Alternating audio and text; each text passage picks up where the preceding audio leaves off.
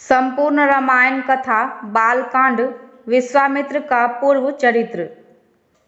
राम से मिथिला के राज पुरोहित सतानंद जी विशेष रूप से प्रभावित हुए।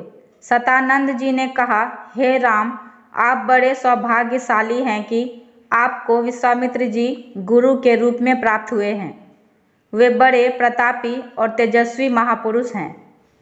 ब्राह्मणत्व की प्राप्ति के पूर्व ऋषि विश्वामित्र बड़े पराक्रमी और प्रजावत्सल्य नरेश थे। प्रजापति के पुत्र कुश, कुश के पुत्र कुशनाभ और कुशनाभ के पुत्र राजा गाधी थे। ये सभी शूरवीर, पराक्रमी और धर्मपरायण थे।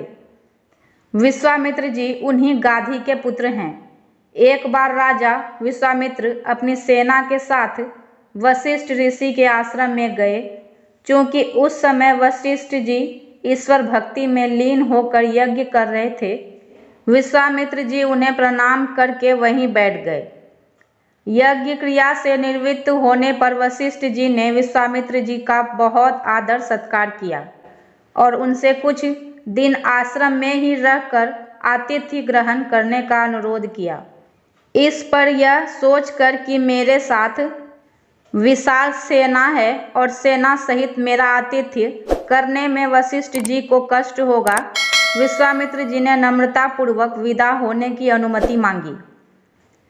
किंतु वशिष्ठ जी के अत्यधिक अनुरोध करने पर थोड़े दिनों के लिए राजा विश्वामित्र को उनका आतिथ्य स्वीकार करने के लिए विवश होना पड़ा।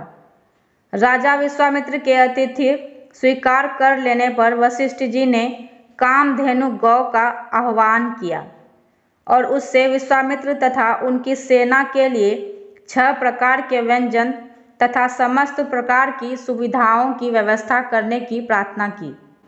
उनकी इस प्रार्थना को स्वीकार करके कामधेनु गौ ने सारी व्यवस्था कर दिया। वशिष्ठ जी के आतिथ्य सत्कार से राजा विश्वामित्र और उसके साथ आए सभी लोग बहुत प्रसन्न हुए। कामधेनु गौ का चमत्कार देखकर विश्वामित्र के मन में उस गौ को प्राप्त कर लेने का इच्छा जागृत हुई और उन्होंने वशिष्ठ जी से कहा कि हे ऋषि श्रेष्ठ, कामधेनु जैसी गौ तो किसी वनवासी के पास नहीं वरन राजा महाराजाओं के पास ही शोभा देती है। अतः आप इसे मुझे दे दीजिए।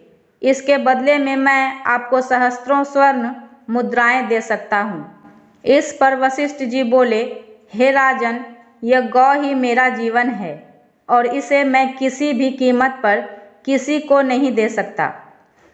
वशिष्ठ जी के इस प्रकार कहने पर विश्वामित्र ने बलात् उस गौ को पकड़ लेने की आज्ञा दे दी और सैनिकगण उस गौ को डंडे से मार मार कर हाँकने लगे। कामधेनु गौ ने क्रोधित होकर अपना बंधन छुड़ा लिया और वशिष्ठ जी के पास आकर विलाप करने लगी। वशिष्ठ जी बोले कि हे कामधेनु, मैं इस राजा को श्राप भी दे नहीं सकता, क्योंकि यह राजा मेरे अतिथि हैं और इसके पास विशाल सेना होने के कारण इससे युद्ध में भी विजय प्राप्त नहीं कर सकता। मैं अत्यंत विवश हूँ। वशिष्ठ जी के इस वचनों को सुनकर कामधेनु ने कहा कि हे ब्रह्म ऋषि, क्या एक ब्राह्मण के बल के सामने क्षत्रिय का बल कभी श्रेष्ठ हो सकता है? आप मुझे आज्ञा दीजिए, मैं एक क्षण में इस क्षत्रिय राजा को उसकी विशाल सेना सहित नष्ट कर दूंगी। कोई अन्य उपाय न देखकर वशिष्ठ जी ने कामधेनु को अनुमति दे दी। आज्ञा पाते ही कामधेनु ने योग बल से सहस्त्रों सैनिकों की एक सेना उत्पन्न कर दिया और वह सेना विश्वामित्र की सेना के साथ युद्ध करने लगी। विश्वामित्र जी ने अपने पराक्रम से समस्त सहस्त्रों सेना का विनाश कर डाला। इस पर कामधेनु ने सहस्त्रों शक, हुन, बड़वर, यवन और कंबोज सैनिक उत्पन्न कर दिया। जब विश्वामित्र ने उन सैनिकों का भी वध कर डाला तो कामधेनु ने मारक शस्त्रास्त्रों से युक्त अत्यंत पराक्रमी योद्धाओं को उत्पन्न किया, जिन्होंने शीघ्र ही राजा विश्वामित्र की सेना को गाजर मूली की भांति काटना आरंभ कर दिया। अपनी सेना का नाश होते देख विश्वामित्र के 100 पुत्र अत्यंत क्रोधित हो वशिष्ठ जी को मारने दौड़े। परिणाम यह हुआ कि वशिष्ठ जी ने उनमें से एक पुत्र को छोड़कर शेष सभी को भस्म कर दिया। सेना तथा पुत्रों के नष्ट हो जाने से विश्वामित्र बड़े दुखी हुए। अपने बचे हुए पुत्र का राज तिलक कर वे तपस्या करने के लिए हिमालय की कंदराओं में चले गए। वहां पर उन्होंने कठोर तपस्या की और महादेव जी को प्रसन्न कर लिया। महादेव जी को प्रसन्न पाकर विश्वामित्र ने उनसे समस्त दिव्य शक्तियों के साथ संपूर्ण धनुविद्या के ज्ञान का वरदान प्राप्त कर लिया। इस प्रकार संपूर्ण धनुविद्या का ज्ञान प्राप्त करके विश्वामित्र बदला लेने के लिए वशिष्ठ जी के आश्रम में पहुंचे। वशिष्ठ जी को ललकार कर उन पर अग्निबाण चला दिया। अग्निबाण से समस्त आश्रम में आग लग गई और आश्रमवासी भयभीत होकर इधर उधर भागने लगे।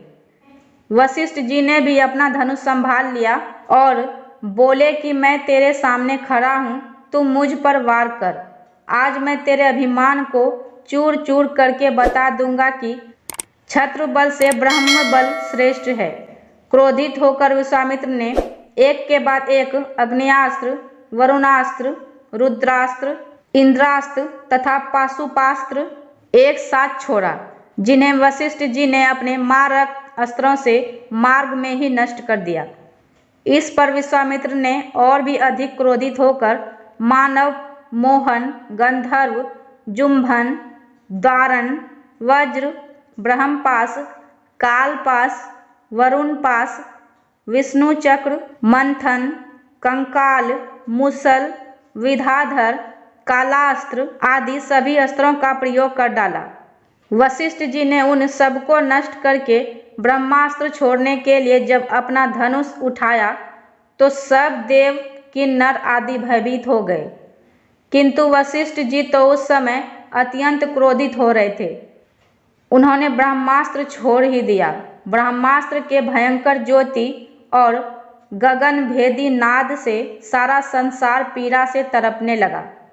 सब ऋषि मुनि उनसे प्रार्थना करने लगे कि आपने विश्वामित्र को परास्त कर दिया है, अब आप ब्रह्मास्त्र से उत्पन्न हुई ज्वाला को शांत करें। इस प्रार्थना से द्रवित होकर उन्होंने ब्रह्मास्त्र को वापस बुलाया और मंत्रों से उसे शांत किया। पराजित होकर विश्वामित्र मणिहीन सर्प की भांति पृथ्वी पर बैठ गए और सोचने लगे कि निसंदेह क्षत्रिय बल से ब्रह्म बल ही श्रेष्ठ है। अब मैं तपस्या करके ब्राह्मण की पदवी और उसका तेज प्राप्त करूंगा। इस प्रकार विचार करके वे अपनी पत्नी सहित दक्षिण दिशा की ओर चल दिए। उन्होंने तपस्या करते हुए अन्न का त्याग कर केवल फलों पर जीवन यापन करना आरंभ कर दिया। उनकी तपस्या से प्रसन्न होकर ब्रह्मा जी ने उन्हें राजसी का पद प्रदान किया। इस पद को प्राप्त करके भी यह सोचकर कि ब्रह्मा जी ने मुझे केवल राजसी का ही पद दिया, महर्षि, देव ऋषि आदि का नहीं, वे दुखी ही हुए। वे विचार करने लगे कि मेरी तपस्या अब भी अपूर्ण है, मुझे एक बार फिर से घोर तपस्या करना चाहिए। मैं हूँ सुगंधा और मेरे चैनल का नाम है सुगंधा ज्ञान सुगंध। इसी प्रकार की कथाएं अगर आपको सुनना हो तो मेरे वीडियो को लाइक करें, कमेंट करें और मेरे चैनल को सब्सक्राइब करना ना भूलें। धन्यवाद।